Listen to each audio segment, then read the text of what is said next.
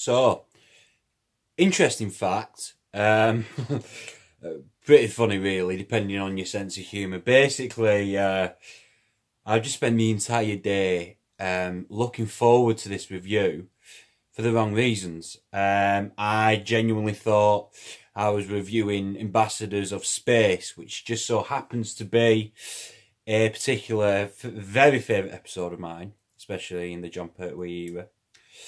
So, upon the harsh realisation that I wasn't doing it, I was like, oh.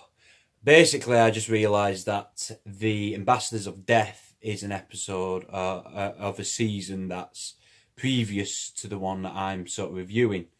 So, yeah, because basically what I'm doing, if you haven't already guessed, is I am reviewing episode by episode, still on a chronological order, but the seasons that I'm picking in the class, just specifically in the Classic Who, is I'm just picking season by season out of random. For instance, hypothetically speaking, I'm doing specifically season 8 in the Classic Who series at this present moment in time. And from 8, I could go from 1971 to 1982. And then 1979. So there's no particular order, is basically what I'm trying to say, in which season I'm doing. However, like I've just previously stated, I am obviously doing the episodes in which they originally aired in chronological order. I think that's the correct terminology. Anyway, I will attempt to the best of my ability to muster the same enthusiasm as I previously thought I will be doing Ambassadors of Space for the close of Axos. Oh, fucking hell, who am I kidding? I'm only joking. Anyway, sorry, I had to get my notes then. Now, I'm not going to lie to you.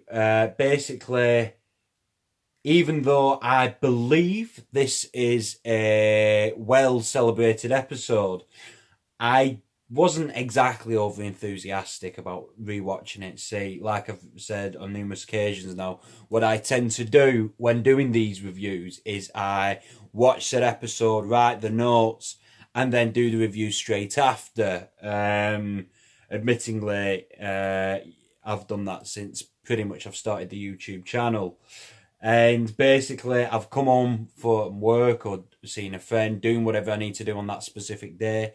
I've come home from doing that, watched what I needed to watch because I sort of knew I was doing this. And to be honest with you, I was relatively reluctant. Even though I am aware that I'm trying to keep a certain routine in doing these reviews, I was sort of hesitant to rewatch the close of Axos because, apart from, like I previously just said, apart from just rewatching it now, I was very hesitant to watch it because I didn't enjoy it the first time watching it. From my memory, it wasn't from what I remember, it was very.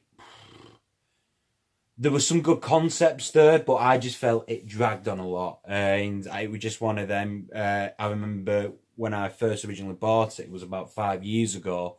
And that was the last time I watched it. And so, like I've just said, I wasn't overly enthusiastic about watching it. After the second viewing, however, my opinion, won't say it has exactly 180'd, but it has changed significantly. Now, noticeably, I haven't done this previously, but I am trying to sort of build a routine of every time I do a review on the episodes, I will try and get the behind-the-scenes stuff out of the way first. Then I will discuss in-character development, storylines, etc., etc. Admittingly, though, there was barely anything in terms of information behind the scenes, which is relatively rare.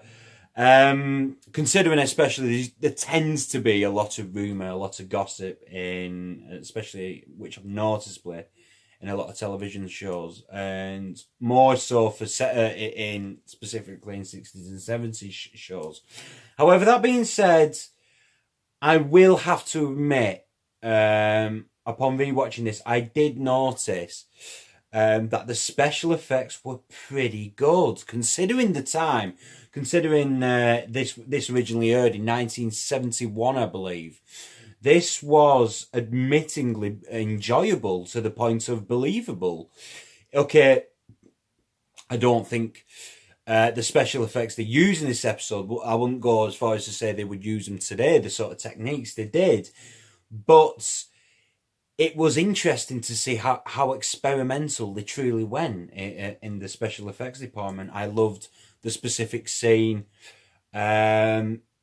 with the axos when they were using communication devices and the heads were slightly turning. And although, admittingly, some of the effects did sort of does tend to jar my involvement with particular episodes and stories within Doctor Who. I didn't get that as much as this, so that was quite a nice surprise as it was. So I enjoyed the fact that they got extremely experimental in certain special effects. And I noticed as well, bearing in mind this is Jon Pertwee, the season in particular I'm reviewing, it is very noticeable that Roger Delgado, Jon Pertwee, Nicholas Courtney, there was a bond, admittingly, that you could tell there was good chemistry on the camera. And do you know what? I've met him as well, the actor who plays Sergeant Benton. Basically, the point I'm trying to make is there is exceedingly good chemistry with the actors. So that was nice to watch.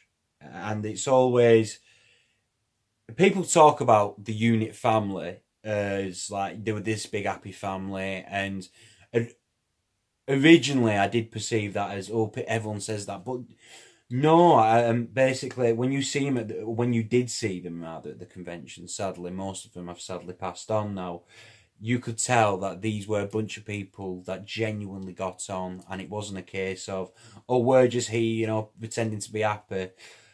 Which you do get that sort of feel with certain TV shows. I'm not going to mention who's who. But basically, they created a strong bond throughout the entirety of filming, throughout the duration of filming, rather. In character. Now, what's most intriguing above all, and I feel this episode fleshes it out that bit more, is the dynamic between three entities: the Doctor, the Master, and the Time Lords. And what I mean by that is the relationship between these three. And I've always speculated how I've perceived it. Basically, it's almost a case of, to quote a line in a further Doctor Who episode, which I will eventually be reviewing, the Doctor's always said that he just wants to see the universe, whereas the Master has always stated that he wants to rule it. And that's always been an interesting dynamic, but just between the two of them. That in itself is quite an engaging concept. So it has been confirmed and stated itself, but it's always sort of a theory or something I've always interpreted, is that the Time Lords perceive them as, they've just concluded them, just put them in the same light, in the sense that they're interfering. Nevertheless, it doesn't matter. Basically, what I'm trying to say is the Time Lords, especially throughout classic Who, has always seemed to maintain this mentality of a very black and white concept. Everything's A or everything's B. And when you analyse these things and the psyche of certain people and certain characters, as much as I do, speaking as a amateur writer, and I do put emphasis on amateur writer, as I am openly just starting to write, and I do it as a hobby. But what I've enjoyed is this, again, concept that how flawed in some aspects the Time Lords are in just this mentality, in just concluding that the Doctor and the Master, yes, in one aspect you could say they're both renegades, but they just conclude that the morality-wise, one is not better than the other. I don't know, maybe it's just me basically looking into it too much, but I just find that very engaging. Page turn, I've got about 3 pages. Now, there's no easy way to say this. The axons are stupid. Like I've previously admitted, they look superb, they look brilliant, great effects. Bear in mind, again, like I said, when this aired, brilliant effects. Would even go as far as to say it was quite ahead of its time. You know, again, that infamous quotations. It was one of them rare episodes where they used the limitations to become more creative, and the axons look superb. But the way they portrayed them, they're stupid. There's no easy way to say it. And my reasoning behind this is, now I'm not blaming the characters themselves when you look at it again from a writer's perspective, is the plot holes throughout this particular story. Now, admittingly, it does tend to get worse as this is a 5-part, 6-part, I believe. Please comment and correct me if I'm wrong. But like I previously stated, it did seem to drag on. And the axons, for some reason, right, this was the main story. Basically, the axons ran out of fuel and came to Earth. Imagine I'm pitching this idea to you, right? An alien race has run out of fuel and are stuck on Earth, okay? You could probably buy that, right? They capture the Master, then let him go. And throughout, there's a constant theme that the axons have always had an interest in time travel technology. Okay, you got that? You with me? They capture the Master after it's been established that they've maintained an interest in acquiring time travel technology. Try saying that when you're drunk. Right. They've captured the Master, they let him go. They capture the Doctor, then torture him because of this said interest. Now, I don't know if I made that clear because, you know, sometimes I feel when I'm talking on the phone, I come across as quite incoherent, which I do apologise if that's the case. But just think about that for a minute. Both people that have, if not the equivalent of equal knowledge of time travel technology, why did you let one go in the first place? It was almost a case of, it just felt the writer just wanted from plot A to plot B as quick as they could for what little explanation that was needed. And basically what I mean by that is they forgot what was said before in this exact same story just one episode before and tried to get the Doctor from plot A to plot B with as little as explanation as possible just to get the story going. That, in my opinion, speaking again as an amateur writer, is one of the flaws that is unforgivable. Because basically you're, to a certain extent, I feel you're insulting the audience or your potential reader. And it just felt it was a case of trying to get the antagonist or try to get sympathetic for the Doctor, which is all well and good, but try not to insult the viewer's intelligence whilst doing so. It didn't make sense, to be quite frank with you. Towards the end, it was a case of, let's put 2 and 2 together and tell the audience it makes up 8. And that's what it feels throughout the story. And that, unfortunately, does let it down. Also, even though I've just pretty much bashed the writer, I will praise him on the fact that I like how Unit has included people from around the world. Obviously, I'm referencing the American.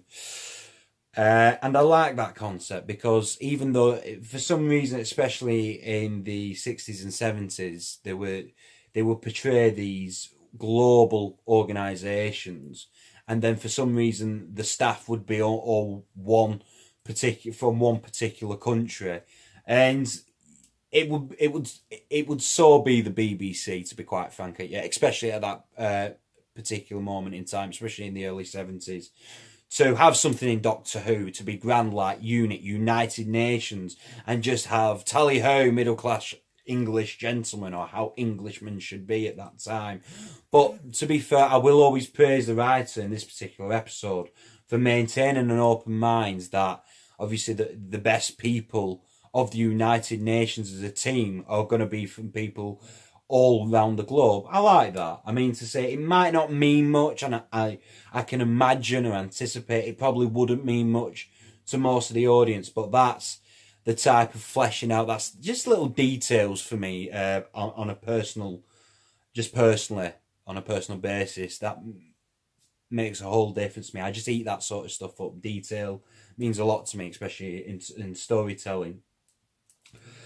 The Doctor's relationship with the Time Lords. Now, I know I'm going to sound like a big nerd, and I am, but I always say Jon Pertwee's era throughout Doctor Who is it holds a special place in my heart, because obviously I wasn't the best behaved kid when I was about, say, 11, 12, when I originally got into Doctor Who. And when I first really appreciated the episodes, when I could look past the tatty effects at the time, because obviously you got to put into consideration I'm 12 years old at the time, you know, you'd struggle to watch things of that stature, really. It's hard to, when you're a kid, you're sort of spoiled with the television and films that was available when I was around in comparison to what was available then. So your believability isn't as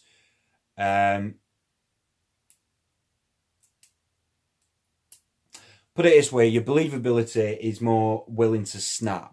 It's basically, the point I'm trying to make is your believability isn't willing to go as far as it probably would do in, say, when you're more mature, maybe. But I will always appreciate the idea that, especially with Jon Pertwee's era, they left more for the imagination. And the point, again, I'm trying to make, I keep getting sidetracked, I do apologise, it's just the way I am. The original point I was trying to make is the Doctor's relationship with his own people, and how he can't travel through time and space, and that, understandably so, frustrates him. This is the second, what I'm reviewing is the second season from an in-character perspective, in continuity and chronological order. This is the Doctor, Jon Pertwee's second year since he's been exiled on Earth. And it's almost as if, as the episodes have gone by, you can see him getting more and more frustrated, because, again, it's how I could relate to it when I was 11, 12, understandably so. You know, you'd have got punished, and basically you'd either get your PlayStation or your Xbox confiscated, or you were grounded. So you were more limited to what you could do, and understandably so, because that was the appropriate punishment. And it's almost as if, how I like to perceive it, the Doctor is very much like a child or a teenager, and the Time Lords are like, you know, obviously in this euphemism, will play the role as the parents, you know, and it's almost as if they're punishing him in this sort of calibre. And the Doctor's getting more and more frustrated, as I've just previously stated, because he feels limited. How many of you out there, when you were kids, when you got things confiscated, or when you was grounded, how limited did you feel? And as a kid, that helped me watching these particular episodes when I did get punished, and it made him, in a bizarre way, more relatable. But again, that could be completely my interpretation. But I think that's one of the most defining reasons why, like I've said, the Jon Pertwee era is just a fascinating time for Doctor Who for me. And I think that's pretty much why I sort of started in that, just slap bang in the middle of Doctor Who continuity, and just started with him because it interests me. I wouldn't say most, but it's definitely up there when you're talking in terms of eras of Doctor Who, considering it's been on Earth for 50 years. There's a lot of seasons to play with in that regard. And so basically what I've done towards the end of every review, I will have and I'm going to read out specifically from what I've written, like almost like a review in a column. So basically what I've done is I'll read out what I've written and then I'll give it a rating. And this is what I put. The Close of Axos was a surprisingly better episode than my memory informed. Although the story and concepts it offered, some of the plot holes sadly let it down. However, watching the old unit family and its relationship with the Doctor grow and expand is always interesting to watch. The Close of Axos is maybe considered one of the most underrated shows throughout the entire season, if not throughout the continuity of Doctor Who. However, that being said, I was struggling writing then. The slow writing does, in fact, let it down. Plot holes as such, and overall comes across as towards lagging and dragging towards the end of the story. I would have originally given this a 6.5 out of 10, but because of a certain unforgivable plot hole, I did have to knock it down at a point. So I will ultimately give this a 6.5 out of 10. Hope you enjoyed this review, and as always, Dancing Burr out.